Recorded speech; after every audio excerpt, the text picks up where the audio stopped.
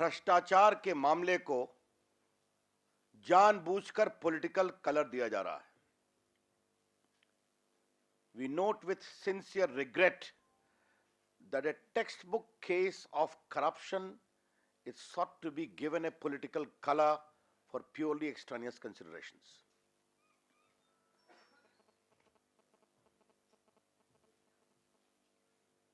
विस्तार से सीबीआई अपनी बात कहेगी, लेकिन जो मोटी बात मैं आपसे कहना चाहता हूं कि राजेंद्र प्रसाद गुप्ता एक 89 बैच के आईएएस ऑफिसर हैं,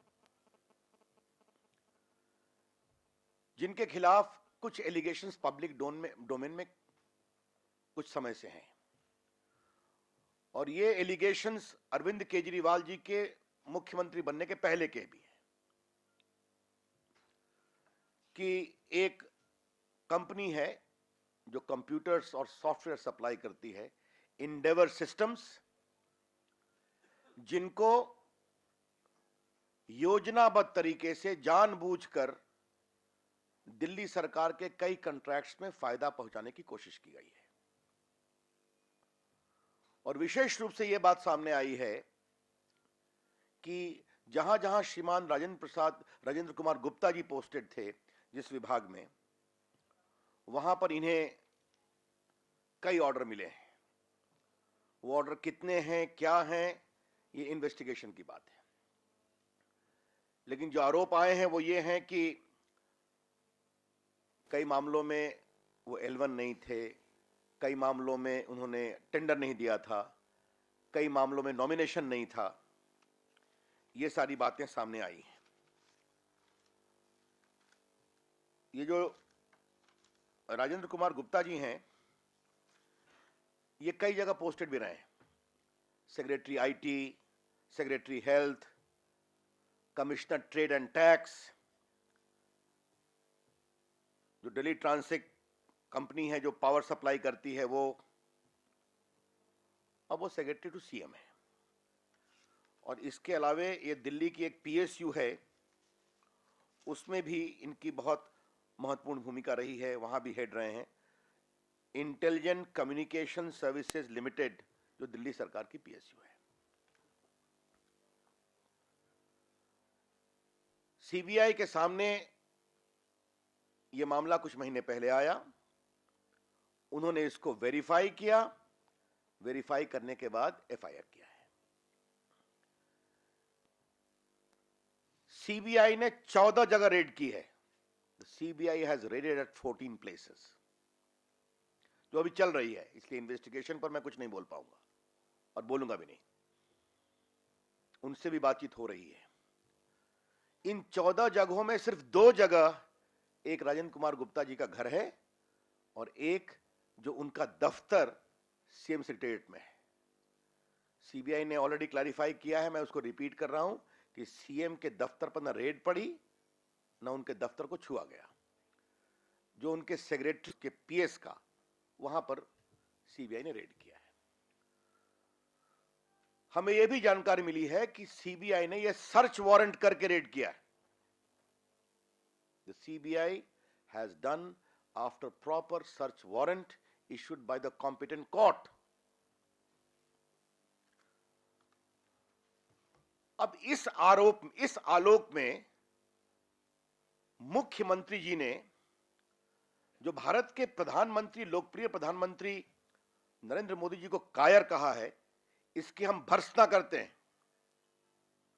अरविंद केजरीवाल जी को माफी मांगनी चाहिए भारत के प्रधानमंत्री से। The use of the expression coward for our popular Prime Minister Shri Narendra Modi by Mr. Arvind Kejriwal is totally uncalled for, unwarranted, shameful and condemnable. And I condemn it outright. And will expect that he, being the holder of a constitutional post, will tender unqualified apology for using this completely baseless allegations against the Prime Minister of India. अब बार बार वहां से कहा जा रहा है कि आपने red करने के पहले सीएम से पूछा क्यों नहीं? किस कानून में लिखा हुआ है कि सीएम के सेक्रेटरी के खिलाफ अगर भ्रष्टाचार के आरोप हैं और अगर कोर्ट का सर्च वारंट है तो सीएम से पूछना पड़ेगा। मैं थोड़ा आम आदमी के अपने मित्रों को थोड़ा सा कानूनी ज्ञान देना चाहूंगा कि अगर विधायक और सांसद भी गिरफ्तार होते हैं तो गिरफ्तारी के पहले परमिशन लेना जरूरी नहीं है, पूछताछ के पहले परमिशन लेना जरूरी नहीं है। अगर आप गिरफ्तार हो गए तो स्पीकर को या राज्यसभा के चेयरमैन को बताना जरूरी है कि इनको इस आरोप में गिरफ्तार किया है। I don't think the secretary of the chief minister is a holder of a constitutional post, is he?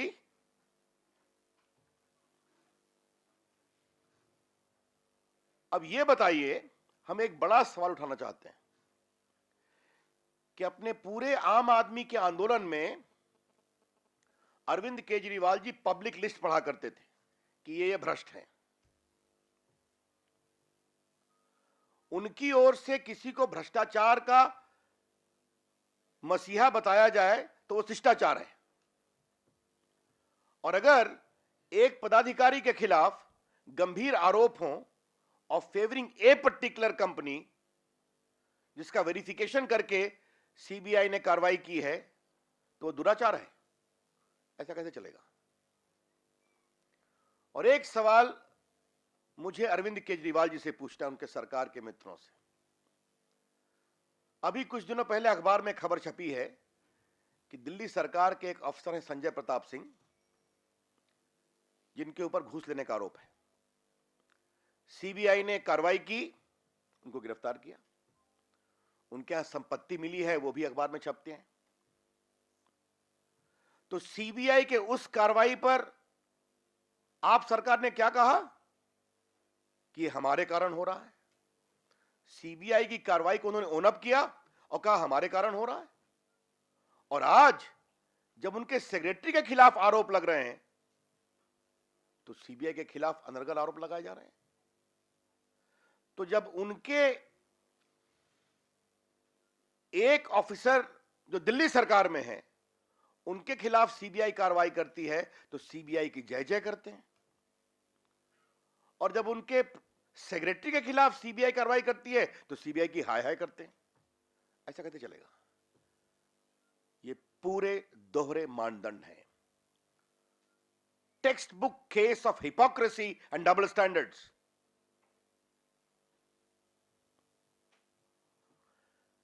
एक बात मुझे अरविंद केजरीवाल जी से और पूछनी है।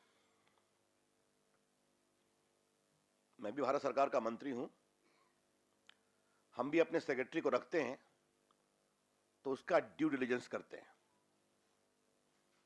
नॉर्मली मंत्रियों के सेक्रेटरीज या तो आईएएस ऑफिसर होते हैं या भारत सरकार के सेंट्रल सर्विसेज के ऑफिसर होते हैं।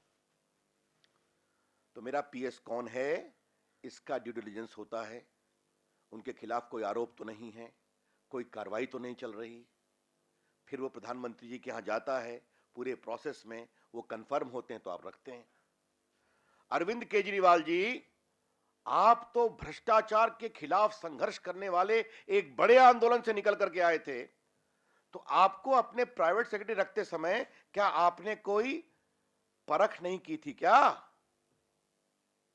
Mister Kejriwal, you emerge as an epitome of virtue in the fight against corruption, and that's what you claim.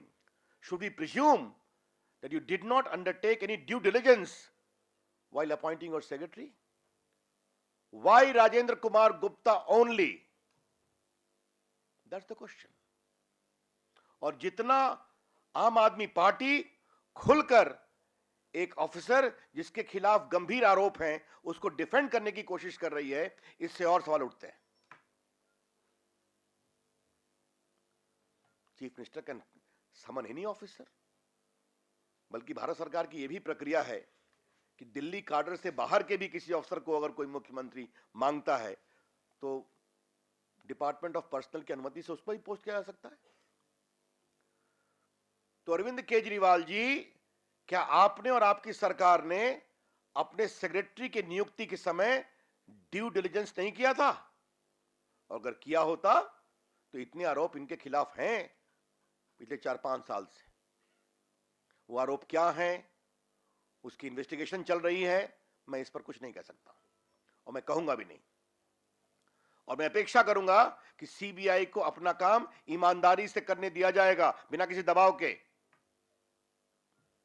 ये मामला करोड़ों का है जिस तरह से ऑर्डर दिए गए, और ये मामला मेरी अपनी कानूनी समझदारी से section 13(1)(d), 13(2) prevention of corruption act का है।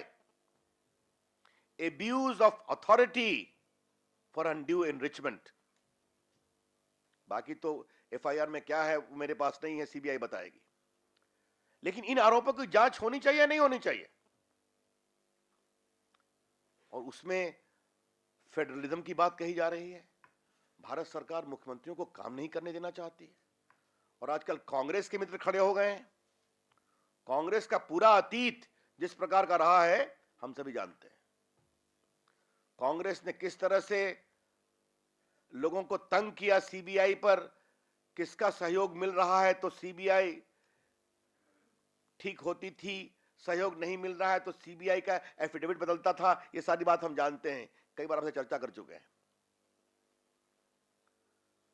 अब कहा जा रहा है कि फेडरल स्ट्रक्चर पर हमला किया जा रहा है। करप्शन फेडरल स्ट्रक्चर में कहां आता है? Where does corruption come as far as respecting federal principles are concerned? ये तो संयोग की बात है कि श्रीमान केजरीवाल जी दिल्ली के मुख्यमंत्री हैं। अगर सीबीआई के पास पुख्ता सबूत मिलते हैं भारत सरकार से संबंधित ऑफेंस को लेकर करके, जिसमें उनका अधिकार क्षेत्र आता है कि किसी दूसरे मुख्यमंत्री का प्रिंसिपल सेक्रेटरी के खिलाफ सीरियस एलिगेशंस हैं, तो क्या उस समय भी यही बात की जाएगी? एलिगेशंस किसी के खिलाफ भी हो सकते हैं। इसीलिए मैंने संजय प्रताप सिंह का नाम लिया, दिल्ली सरकार के अफसर हैं, उसमें सीबीआई की बहुत तारीफ की गई है। तो ये बहुत दुर्भाग्यपूर्ण है, और ये उससे अधिक दुर्भाग्यपूर्ण इसलिए है और शर्मनाक भी है कि एक पार्टी जो भ्रष्टाचार के खिलाफ आंदोलन के गर्भ से निकली है, वो इस तरह के अनर्गल आरोप लगा रही है भ्रष्टाचार को बचाने के लिए। What is a matter of serious concern that a party which has emerged from the womb of the fight against corruption, as they claim, is seeking to give shield and shelter to an officer under cloud only because he happens to be the secretary of the Chief Minister of Delhi. एक historical आपको record बताना चाहते हैं। जहां तक जब शायद देवेगौड़ा जी की सरकार थी तो उस समय प्रकाश सिंह बादल मुख्यमंत्री थे पंजाब के। उनके सेक्रेटरी विक्रमजीत सिंह हुआ करते थे, 1973 के आईएएस अफसर थे उनके प्रिंसिपल सेक्रेटरी। उस समय तो एनोनिमस कंप्लेन पर उनके खिलाफ रेड की गई थी। देवेगौड़ा की सरकार को तो कांग्रेस का समर्थन था। उस समय सारे मित्र जो आज हैं, काफी लोग संसद में थे उस समय। यह शुद्ध भ्रष्टाचार का मामला है, इसकी ईमानदारी से जांच होनी बहुत जरूरी है और जांच होने देना चाहिए। सीबीआई ईमानदारी से काम करना चाहिए। सीबीआई के इन्वेस्टिगेशन में कोई भी अवरोध नहीं पैदा होना चाहिए। CBI must be allowed to do its work in a free and fair manner. जहां तक हमने सुना है कि रेड सिर्फ एक ऑफिसर क्या नहीं हुई है, शायद 5 या 7 या 8 लोगों क्या हुई है। कितने की हुई है सीबीआई बताएगी। और दूसरा, इनके घर और इनके दफ्तर के अलावे 12 अन्य जगह रेड हुई है। तो अगर कोई सीरियस एलिगेशन ऑफ करप्शन आता है तो सीबीआई रेड करती है। यहां कोर्ट की परमिशन लेके रेड किया क्योंकि कोर्ट ने मामले को सीरियस पाया, और इसलिए किया कि एविडेंस लोग लेकर नहीं नष्ट कर दें। तो मित्रों, ये मोटी बात थी। सामान्यतः मैं प्रेस नहीं करता, लेकिन जिस तरह से प्रधानमंत्री जी पर अनर्गल आरोप लगाए गए हैं, बेबुनियाद, झूठे और प्रायोजित, इसलिए यहां उत्तर देना जरूरी था। और हमारी सरकार के ऊपर we were constrained to comment because of the motivated, baseless, mala fide attack having been made by Shri Arvind Kejriwal and others और our prime minister and the government. इसलिए इस विषय को क्लैरिफाई करना था। मुझे अपनी ओर से इतना ही कहना है। अब आपके कोई सवाल हो तो उसका मैं उत्तर दूंगा।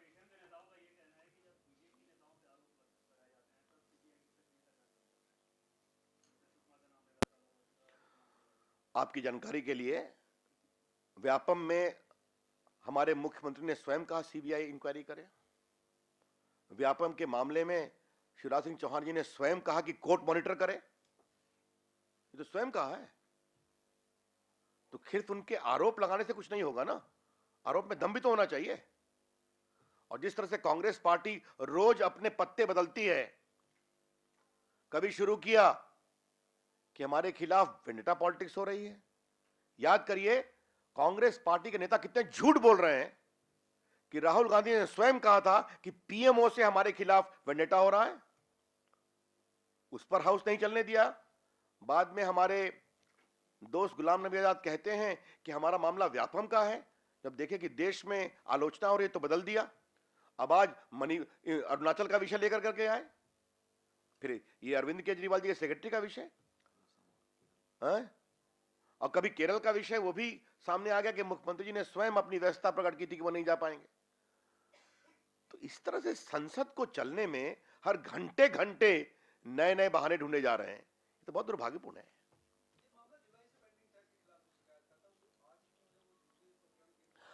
जैसा कि मैंने पहले बताया, अगर आप ही की बात सही है तो वो वेरीफाई भी तो करते हैं ना। कोई भी ठोस कानूनी कार्रवाई जो इन्वेस्टिगेशन के लिए जरूरी होती है, रेड, क्वेश्चनिंग, ये सारा कुछ पहले वेरिफिकेशन होगा ना। उन्होंने वेरिफिकेशन किया होगा, ये इसके डिटेल्स वो बताएंगे। है?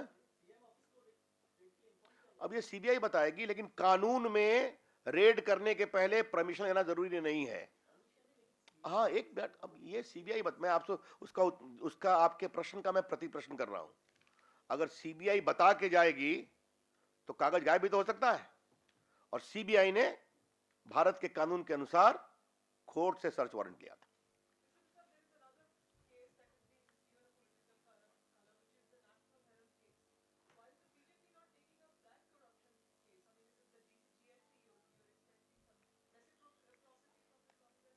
No, we are not on reciprocity part. I think GST is the need for the country, and the Congress party need to arise, awake, and rise above these petty considerations. That's one thing I would like to say. The PM has done his duty by calling Shri Manmohan Singh ji, Srimati Sonia Gandhi ji, Arun Jaitley ji, and Venkaiah ji have explained their concerns. But the larger issue, as far as the National Herald case is concerned, I would request Shri Rahul Gandhi in particular and Congress friends in general to go through the High Court order and the Delhi High Court order. और high court और lower court ने अपने लंबे जो summons किया था उसमें क्या लिखा है कि एक कॉन्स्पिरेसी करके पूरे इस मामले के संपत्ति को हथियाने की कोशिश की गई है, जिसकी जांच होनी चाहिए। हाई कोर्ट ने अपने 20 पेज के फैसले में और लंबा लिखा है। अगर उनको हाई कोर्ट के और डिस्ट्रिक्ट कोर्ट के फैसले से परेशानी है तो सुप्रीम कोर्ट जाइए। लेकिन क्या हाई कोर्ट के फैसले और मजिस्ट्रेट के फैसले पर विवाद और निपटारा संसद में होगा? यही तो सवाल है। अब मेरे ख्याल में इसके बारे में अरुण जी, वेंकैया जी आपसे बहुत बात करते हैं। हमारी पूरी कोशिश है। एक बात मैं कांग्रेस पार्टी को यह भी कहूंगा कि उनके इस तरह की हरकतों के कारण देश में उनकी क्या छवि बन रही है, जरा इस पर भी विचार करें। Just a minute. कल उन्हें झूठा आरोप लगाया कि संघ ने हमको रोजाने से रोका बारापेटा में। वहां जो छात्रा होते हैं वो बहुत पुराने होते हैं, आपको मालूम है। उनके प्रमुख प्रबंधक ने कहा कभी आया ही नहीं, हम तो खड़े थे। आरोप हम पर लगा दिया। तो इस तरह से आजकल राहुल गांधी हर जगह संघ का नाम लेते हैं, बेबुनियाद झूठे आरोप लगाते हैं। इसके बारे में क्या कहा जाए?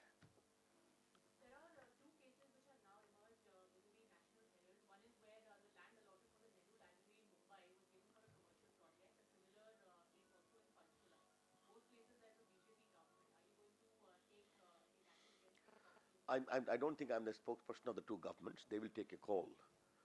But I would only like to highlight that from whatever has emerged in the media, including on your channel, we are given to understand that the company promoting National Herald was described as one of negative worth.